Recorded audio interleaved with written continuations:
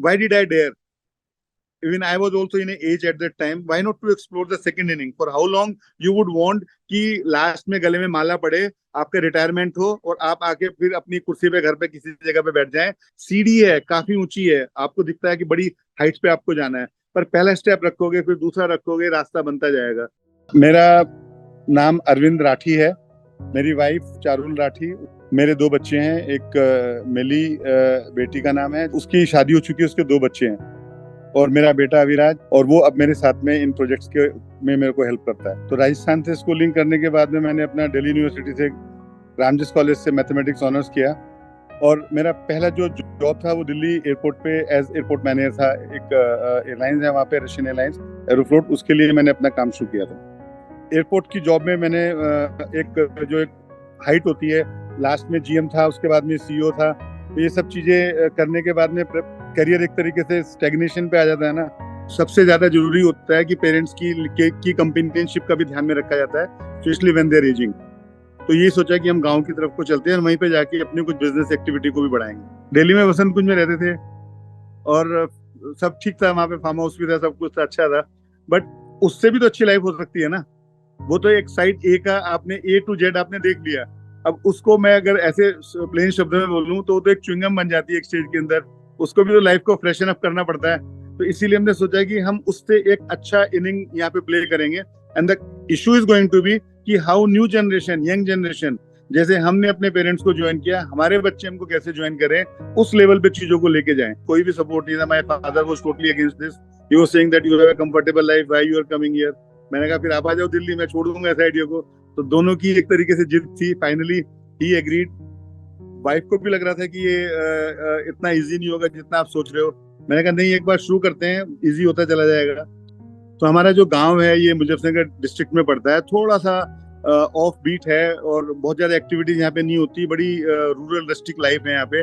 Schooling की बात करें, जब स्कूल जाते थे तो यहाँ पे बस भी नहीं रुकती थी। तो हमने सोचा जब यहाँ पे रहना है और इस जगह पे कुछ काम करना है तो थोड़ा सा आउट ऑफ द बॉक्स सोचा जाए। तो मिडवे की एक समझ में थ्योरी आई कि जितने भी लोग दिल्ली, हरिद्वार, देहरादून, मसूरी, बद्रीनाथ, केदारनाथ जाते हैं, उन सब लोगों के लिए एक मिड पॉइंट की तरह काम कर सकता है।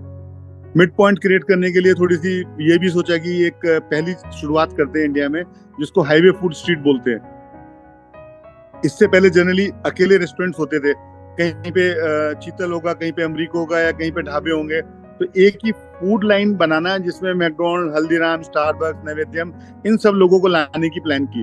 और इन सब लोगों को लाके यहाँ पे थोड़ा सा ये भी सोचा कि किस तरीके से बेस्ट एक एटमॉस्फेयर जो एक फैमिलीज जनरली देखती हैं, लेडीज, बच्चे, उन लोगों के लिए कोई ऐसी चीज क्रिएट की जाए जो कि मतलब वहां पे आके उनको थोड़ा कंफर्ट फील हो और थोड़ा सिक्योर फील करें।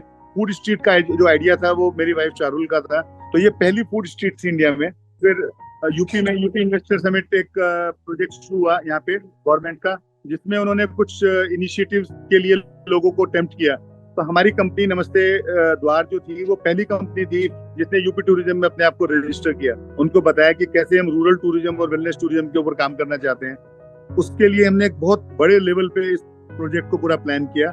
हमने एक रिजॉर्ट की प्लानिंग की जिसमें हमने लोकल आर्किटेक्चर को इन्वॉल्व किया, जिसमें गांव के आस पड़ोस की जिस तरह की भी लिविंग होती है उस तरीके से इस चीज को बनाया गया है। और यहाँ पे करीब करीब इस प्रोजेक्ट को बनाते बनाते हमने इसको यूएस योगा अलायंस, अमेरिका की एक कंपनी है, yoga certification board, government of India के साथ में, मिनिस्ट्री ऑफ आयुष के साथ में, इन सब जगह पे एक्रेडिटेशन किया।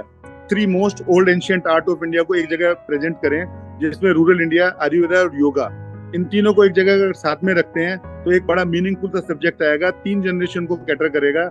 मैं अपने पेरेंट्स को भी साथ में हॉलीडेइंग के लिए ला सकता हूँ, अपने बच्चों को भी ला सकता हूँ। हमने इस पूरे प्रोजेक्ट में एस्ट्रोनॉमी, स्टार गेजिंग से लेके समर स्कूल, समर कैंप्स तक की थ्योरी को तो थोड़ा इंट्रोड्यूस किया है। यूपी टूरिज्म ने भी इस एफर्ट्स को देखते हुए काफी रिकॉग्नाइज किया और हमको यूपी टूरिज्म का अवार्ड 1 मिला इस एक्सपेरिमेंट के लिए। अब आज की डेट में अगर आप यूपी टूरिज्म की ब्लॉगिंग में भी वो लिखते हैं कि नमस्ते द्वार ने ऐसे प्रेसिडेंट क्लियर किए हैं यहाँ पे कि जिससे कि यूपी की जो एक इमेज थी वेस्टर्न यूपी की, उस चीज को उन्होंने पूरा पास किया है। आप ये देखें कि जिस जगह पे कभी मेरे लिए स्कूल की बसें नहीं रुका करती थी, आज यहाँ पे इंडिया की सारी बसेस, गाड़ियां रुकती हैं। गवर्नमेंट के मैसेज रहे हैं हमारे यहाँ पे कि smart village, smart cities, 1 district 1 product. अब ये मैसेज है, इतना ही तो मीनिंग मिलेगा ना गवर्नमेंट की तरफ से। हमने एक नमस्ते इंडिया करके, मेरी बेटी ने यहाँ पे एक स्टोर बनाया हुआ है। नमस्ते इंडिया में पूरे हिंदुस्तान के हैंडीक्राफ्ट प्रमोट किए जाते हैं। सबसे पहले तो मैसेज बड़ा क्लियर है कि when there is a will there is a way. Why did I dare?